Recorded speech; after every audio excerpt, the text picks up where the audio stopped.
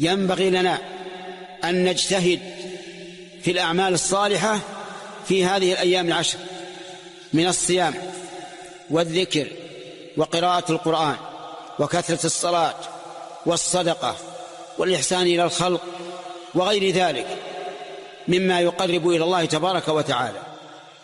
فإن العمل الصالح في هذه الأيام العشر أفضل من العمل الصالح في 10 رمضان الأخيرة. ما من أيام العمل الصالح فيهن أحب إلى الله من هذه الأيام العشر.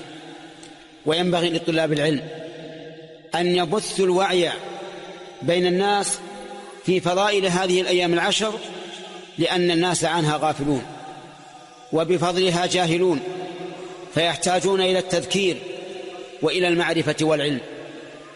وآكد أيامها في الصيام يوم عرفة، فإن النبي صلى الله عليه وعلى آله وسلم سئل عن صوم يوم عرفة فقال: أحتسب على الله أن يكفر السنة التي قبله والسنة التي بعده.